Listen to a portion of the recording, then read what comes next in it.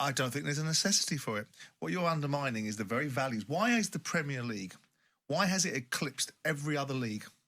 Why has Serie A fallen into its absolute wake? Why has La Liga, with all the brands like Barcelona and Real Madrid that are supposedly the biggest clubs in the world, why have their leagues fallen foul of this absolute powerhouse of a Premier League that came off the back of a very poor English football leagues for 20 years through the 70s, 80s and the beginning of the 90s, when we were in disarray, commercial deals were all over the place, football fans weren't going into stadiums, hooliganism was rife. Why has our Premier League come to the fore? Because there's something unique about English football and the fabric and culture of the pyramid, of the fans, of everything about it. But what about the competitive jeopardy?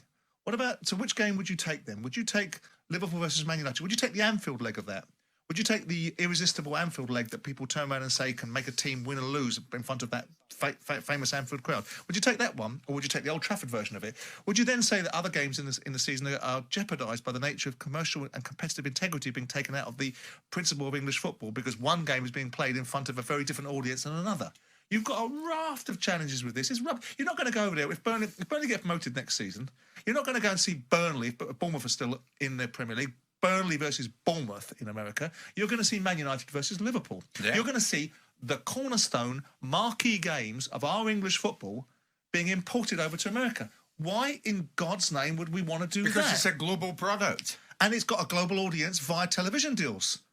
So why do we need to... is that as good as it gets for the Manchester United fan living in New York? Yes, because you take the competitive jeopardy that you do by taking a game out of its natural environment and saying, again, we listen to Gary Neville and all those guys saying these sort of results, they can happen, the players can wilt at Anfield, it can happen. So that's gone now, is it? That advantage is gone. So how do you pick it then? So which team would be happy with giving up its home game?